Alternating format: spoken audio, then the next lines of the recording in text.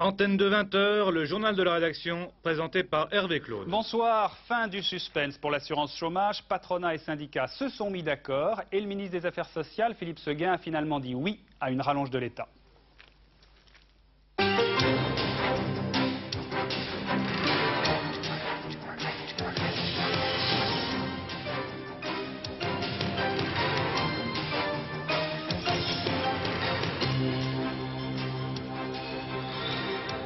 Nouveau contretemps pour la navette spatiale américaine. À la suite de l'échec d'un test, les Américains ne sont plus retournés dans l'espace depuis l'accident de Challenger, début 86. La résistance afghane devra-t-elle lever le siège de Rost? Moscou affirme en tout cas que la route qui mène à la ville assiégée depuis 8 ans a été dégagée. Pologne, clémence pour les assassins du père Popieluszko, martyr de Solidarnosc. Il bénéficie de réduction de peine. Lech Walesa fait part de son amertume à Antenne 2. Attention brouillard, les automobilistes ont la fâcheuse habitude de se suivre de trop près par faible visibilité. Résultat, des carambolages en série ces derniers jours. Une journée supplémentaire de détention pour Marcel Fontaine, Jean-Paul Kaufmann, Marcel Carton. Les otages français au Liban n'ont toujours pas été libérés. En 88, il n'y aura pas de diminution de prestations pour les chômeurs. Syndicats et patronat qui gèrent ensemble l'UNEDIC se sont mis d'accord dans la journée. Chacun a fait des concessions et finalement, dans l'après-midi, ils sont ensemble allés demander au ministre des Affaires sociales une petite rallonge pour boucler l'affaire. Compte rendu de cette journée de négociation, Alain Doubesky. Un accord intervenait vers 13h30 aujourd'hui entre partenaires sociaux, aussitôt suivi par la signature d'un relevé de conclusion provisoire. En effet, seul le ministre des Affaires sociales peut officialiser cet accord car des aides importantes de l'État sont en jeu. Rendez-vous est donc pris avec M. Séguin pour 15h30. Toutes les négociations avaient pour objectif de trouver les 14,8 milliards de déficit prévus pour 1989. Un accord a été obtenu entre patronat et syndicats sans diminution des prestations, mais à 4 conditions. 1. Que l'État y soit de sa poche. En effet, pour conclure les négociations, les partenaires sociaux réclament 2,5 milliards de francs. On a longtemps buté sur quelques millions de francs. 2. Patrons et salariés acceptent une augmentation des cotisations de 0,16% chacun. 3. Il faut faire des économies, par exemple revalorisation des indemnités une fois par an au lieu de 2 fois. Ensuite, participation des chômeurs à leur retraite complémentaire. 4. Enfin, la dette de l'UNEDIC est gelée jusqu'en 1990. Pourtant, les partenaires sociaux sont conscients que l'équilibre du régime d'indemnisation chômage ne tiendra que si les chômeurs âgés de plus de 55 ans ne sont pas systématiquement mis à la charge de l'UNEDIC, comme c'est le cas le plus souvent actuellement. Mais dans l'immédiat, les 4 syndicats et le ministre des Affaires sociales se réjouissent de cet accord. Je crois que par cet accord, nous montrons que le syndicalisme est utile, qu'il rend des services aux salariés et qu'il essaye de préserver l'essentiel pour les chômeurs, qui sont, il faut le reconnaître, dans une situation souvent dramatique. Un très bon accord, c'est même un accord important dans l'histoire de l'UNEDIC parce que pour la première fois sans doute, on est passé de manière assez décisive d'une conception passive de l'indemnisation du chômage à l'idée d'une nécessité pour l'UNEDIC de conduire une politique active de réinsertion des demandeurs d'emploi. Les partenaires sociaux ont décidé de se revoir dans un an pour faire le point de la situation. En politique, simplement cette déclaration de Bernard Ponce à l'Express à propos de la Nouvelle-Calédonie. Le FLNKS est en état de déliquescence, dit le ministre des Dom-Tom. Selon lui, il n'y a aucun risque de trouble dans le territoire. Et ajoute M. Ponce, en laissant M. Yewene en liberté, on a évité de donner une auréole de martyr aux dirigeants du FLNKS. Dur pour les Américains, il est loin le temps des triomphes dans l'espace. Au moment même où ils voyaient les Soviétiques battre un nouveau record de durée autour de la Terre dans leur station orbitale, c'était hier, au même moment on apprenait que le lancement de la navette américaine était encore reporté. Les essais ont de nouveau raté. Philippe Dumez. 4, 3, 2, Le 23 décembre dernier, la NASA procédait à ce qu'elle espérait bien être le dernier essai des fusées d'appoint de la navette spatiale. Malgré les apparences, cet essai est encore un échec. Les joints n'ont pas tenu. Ces joints ont été la cause de l'explosion de Challenger il y a presque 2 ans. Ce nouvel échec va d'abord empêcher la reprise des vols qui était prévue pour le mois de juin. On n'est donc pas près de revoir ces décollages si spectaculaires. Il y en avait pourtant eu 25. Plus grave encore, certains se demandent s'il ne s'agit pas là d'une erreur de conception. S'il fallait tout reprendre à zéro, cela serait très long et les 3 navettes qui restent à la NASA seront clouées au sol pour un bon moment. Pendant ce temps, la station soviétique Mir continue de tourner autour de la Terre. Hier encore, Vladimir Titov et Moussa Manarov, qui ont remplacé Romanenko, ont fait plusieurs manœuvres spatiales. Cela nous vaut ces superbes images. À croire que tout est vraiment simple pour les soviétiques. Voilà, avec nous Patrick Baudry, le spationaute français, en direct de Toulouse. Bonsoir Patrick Baudry. Bonsoir. Alors, vous avez volé dans la navette américaine. Est-ce que vous avez le sentiment ce soir que les Américains ont pris un retard définitif par rapport aux Soviétiques? Non, pas définitif. Simplement, les Américains veulent aller jusqu'au bout de leurs problèmes. Le problème qu'ils ont rencontré sur les boosters est extrêmement grave, car de ces boosters dépend toute la sécurité pendant les 2 premières minutes du lancement. Donc ils iront au fond du problème jusqu'à ce qu'ils aient trouvé la solution. Mais dites-moi, c'est un sacré retard quand même, parce que les Soviétiques, par exemple, ont une station orbitale, et les Américains, eux, il va leur falloir au moins 10 ans, je crois, avant d'en avoir une. Oui, mais le vrai rendez-vous, il aura lieu à la moitié de la prochaine décennie, à la moitié des années 90, car c'est en 94 que les Américains doivent mettre leur station orbitale dans l'espace. Et donc c'est à ce moment-là que l'on pourra mesurer le retard des uns et des autres. Pour l'instant, il est vrai que les Soviétiques ont un système qui fonctionne remarquablement bien et que les Américains sont à la peine. Vous voyez régulièrement vos collègues américains? Oui, très régulièrement. J'étais encore à Houston il y a un petit peu moins d'un mois. On a travaillé avec certains astronautes et j'ai justement dîné avec l'équipage qui doit s'envoler à bord de la navette lorsqu'elle pourra enfin repartir vers l'espace. Et quel était justement leur état d'esprit? Ils ne sont pas trop déprimés? Non, ils avaient un moral d'acier, c'est le cas de le dire. Maintenant, il est certain que ce nouveau retard dû au booster va les perturber, mais je crois que tout le monde est prêt à repartir et les problèmes techniques ne seront que passagers, ça tout le monde en est persuadé. Oui, mais quand même, vous ne croyez pas que les Américains ont fait un mauvais choix stratégique au départ avec cette histoire de navette, parce que les Soviétiques ont un lanceur qu'ils peuvent utiliser encore toujours maintenant? Vous m'entendez, Patrick? Patrick Baudry. Patrick Baudry. Patrick Baudry. Ah, on a un petit problème de liaison avec Patrick Baudry. Est-ce que vous m'entendez, Patrick Baudry, maintenant? Très bien, je vous entends. Oui, mais alors c'est nous qui ne vous voyons plus, figurez-vous. Bon. Alors, vous voyez, ça marche mieux pour les Soviétiques dans l'espace que pour nous, pour avoir une liaison jusqu'à Toulouse. Alors, je vous rappelle encore, Patrick, est-ce qu'on peut vous voir maintenant? Je vous posais une question sur le choix stratégique des Américains. Vous avez l'impression qu'il y a eu un mauvais choix stratégique au départ, non? Le choix était le meilleur choix technique qu'ils pouvaient faire. Il est d'ailleurs tout à fait semblable à celui que l'on fait pour Hermès. Ah, alors justement, c'est dommage, Patrick, qu'on ne puisse pas vous entendre, parce que je voulais vous poser une question sur la future station européenne Hermès. Ah ben voilà, on vous voit de nouveau. Voilà. Alors, Patrick, est-ce que ça ne remet pas en cause justement le programme Hermès? Non, parce que sur Hermès, justement, on a adopté un système qui, pour la sécurité, permettra de pallier à cet inconvénient des boosters pendant les 2 premières minutes du vol. On aura une cabine qui sera éjectable. Alors ce n'est pas une panacée, cette cabine ne sera pas capable de sauver l'équipage quoi qu'il arrive, mais faire un pas très important dans le domaine de la sécurité. Dernière question, Patrick, est-ce que vous êtes un peu jaloux de Jean-Loup Chrétien qui va voler en 88 avec les Soviétiques? Oh non, bien sûr, je crois que Jean-Loup va faire un très beau vol. L'essentiel, c'est que nous, Français et nous, Européens, nous apprenions le maximum de choses.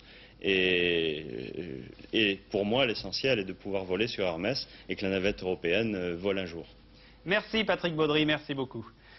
La suite de l'actualité maintenant, avec d'abord ces informations contradictoires à propos de l'Afghanistan pour la bataille de la ville de Khost. Les résistants ou les rebelles afghans affirment avoir repris des positions. Mais au même moment, l'agence TASS affirmait que les opérations militaires menées par les troupes soviéto-afghanes étaient pour l'essentiel terminées. Jean-Marc Ilouz. Selon l'agence TASS, la route stratégique Gardez-Khost est désormais contrôlée par les forces soviéto-afghanes.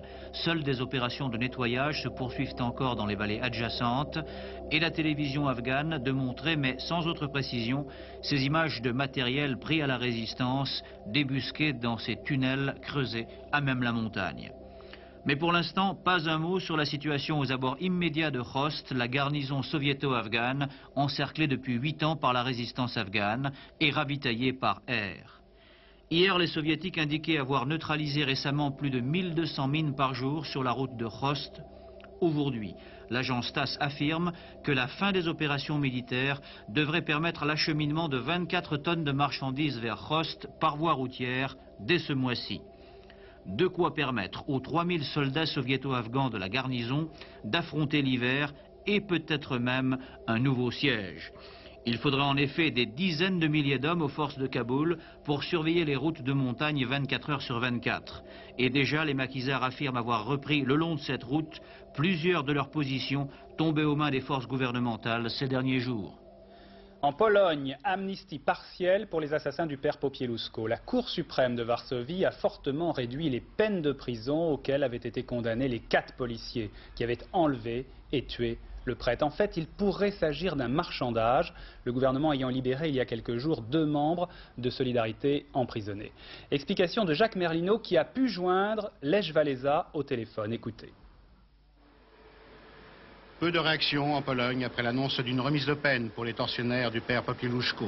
C'est que depuis longtemps, de nombreuses rumeurs couraient à leur sujet. On disait qu'ils pouvaient rentrer chez eux les week-ends, qu'ils disposaient de télévision dans leurs cellules, ou encore qu'ils avaient été affectés à la censure du courrier des détenus. Ces 4 hommes seront donc sans doute prochainement libres. Condamnés à l'origine à des peines allant de 25 à 14 années de détention, ils viennent de bénéficier de remises entre 5 et 10 années. Ce qui, par le jeu des libérations anticipées, peut leur garantir une rapide levée d'écrou. En torturant à mort le père Popieluszko en novembre 1984, ces 4 fonctionnaires de la police politique avaient pourtant commis un crime qui bouleversa le monde entier. Et chaque jour, à Varsovie, des centaines de Polonais viennent s'incliner sur sa tombe. Ils sont déjà 5 millions à avoir fait le pèlerinage de l'église Stanislas. Apprenant ces mesures de clémence, Lech Walesa a simplement exprimé son amertume avec un brin d'ironie. Tego w kategoriach ludzkich nie da się zrozumieć. A po trzecie, myślę, że przez ten okres wiele zrozumieli, a dopełnieniem tego byłoby dla mnie, żeby byli stróżami porządku na miejscu pochowania księdza Jerzego. Wszyscy. Les pays riches au secours des pays pauvres, c'est le principe de la nouvelle aide du Fonds monétaire international. Le FMI s'est doté de 10 milliards de dollars pour venir en aide aux pays les plus défavorisés de la planète. 62 pays pourront en bénéficier, particulièrement les pays d'Afrique. Il faut dire que depuis 2 ans environ, l'Afrique connaît une récession terrible qui touche tout le monde, même les pays qui semblaient avoir de sérieux atouts, comme la Côte d'Ivoire par exemple. Reportage, Martine Laroche-Joubert et Alain Saint. Paradoxe à l'ivoirienne. D'un côté, la plus grande basilique du monde après Saint-Pierre, nous sommes à Yamoussoukro, le village natal du président Houphouët-Boigny. De l'autre côté, le choc.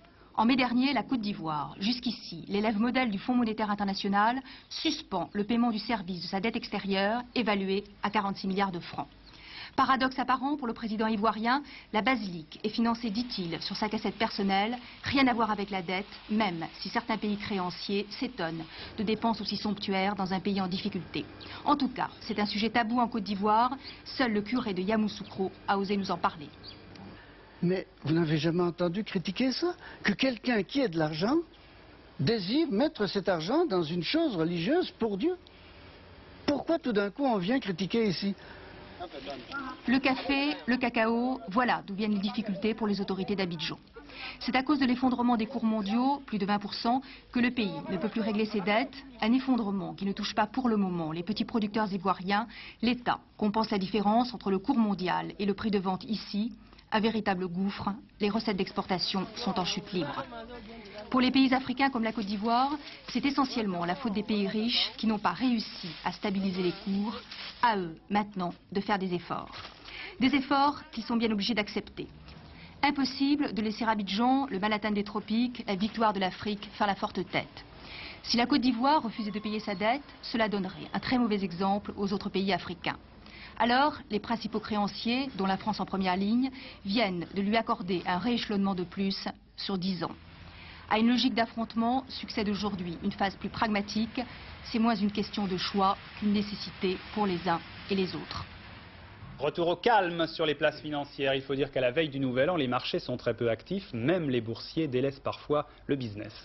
Alors ainsi, le dollar s'est stabilisé, 5 francs 41 à Paris, légère remontée en fin de séance. Même chose pour les valeurs françaises qui ont repris 0,19% en fin de journée. Et à Wall Street ce soir, Wall Street a ouvert en hausse avec 25 points de plus donc pour le Dow Jones. Alors c'est étonnant d'ailleurs, Philippe Sassier, cette hausse de Wall Street ce soir parce qu'un indice économique important a été publié aux États-Unis et il n'est pas bon.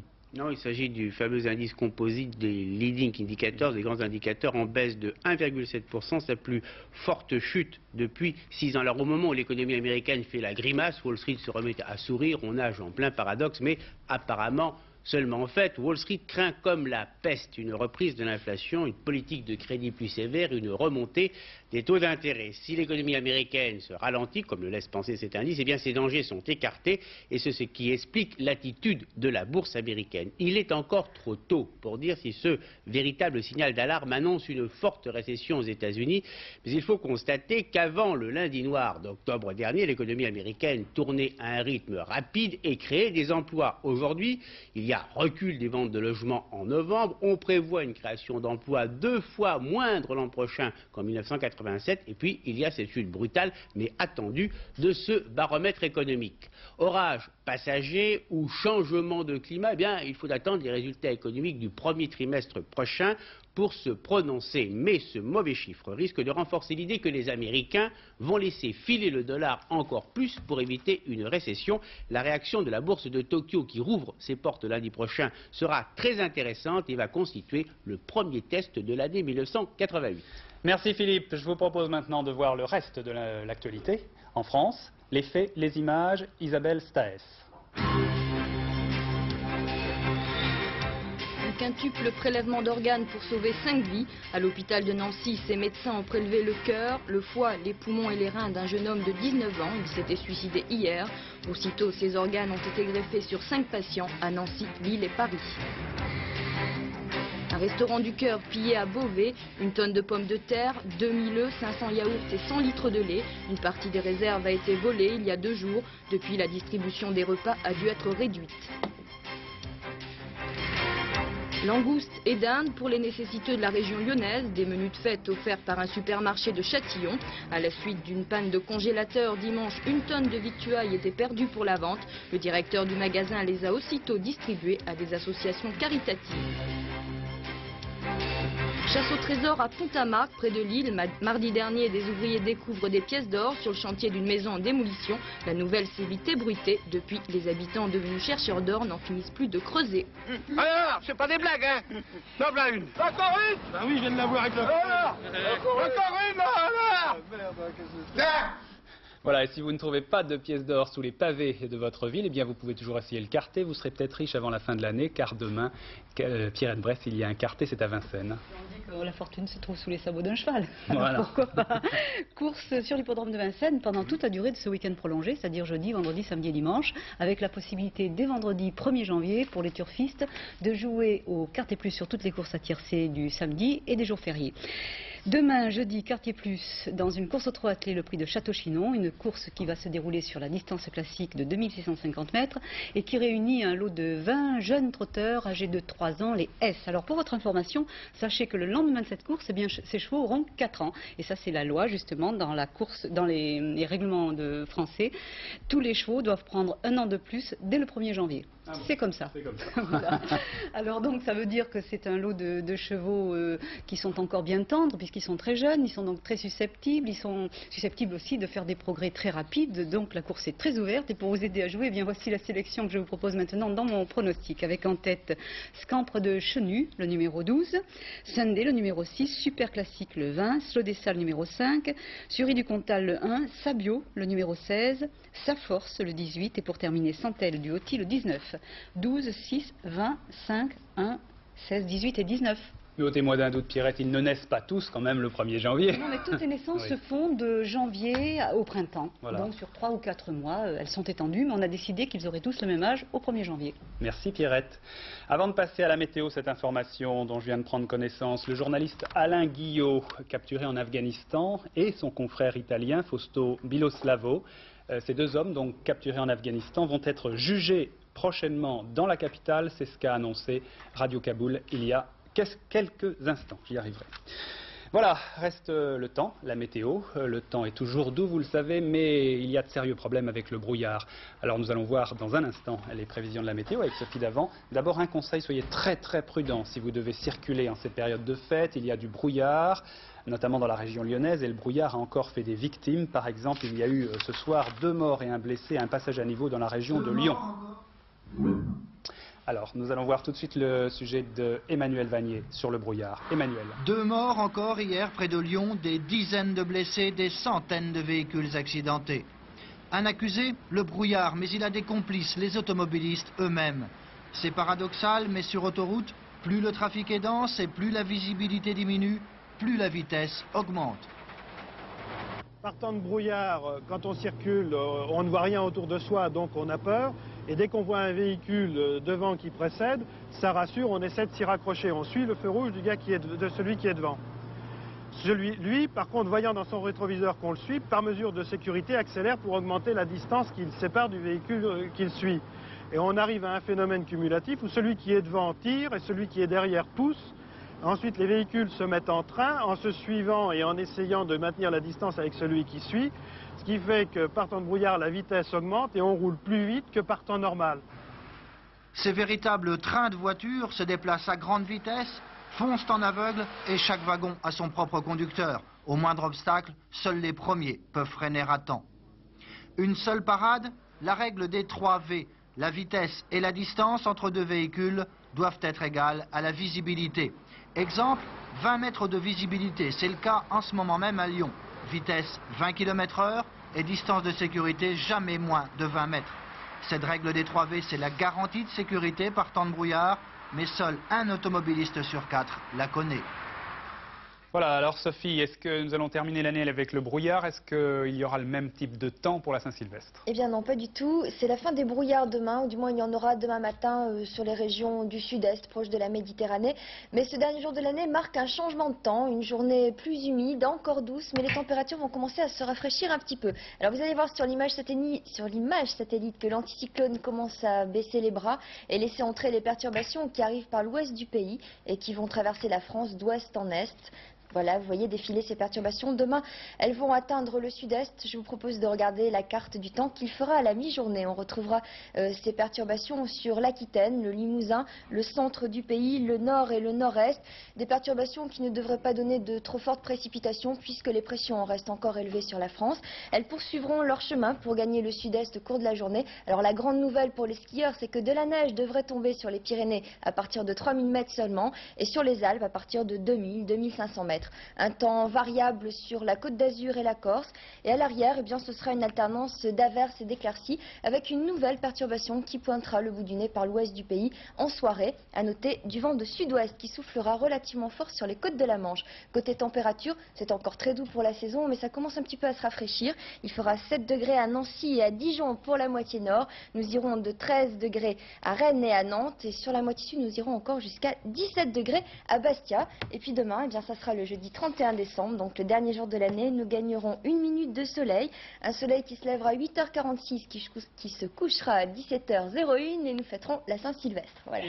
La Saint-Sylvestre. Merci Sophie pour toutes ces précisions sur la météo. Alors le dernier journal ce soir, c'est Philippe Gassot, aux environs de 23h20. Demain matin, 6h45, Télématin, avec Roger Zabel et toute son équipe. Et l'invité des 4 vérités de Gérard Morin, ce sera le dessinateur Plantu. Excellente soirée sur Antenne 2. À demain soir.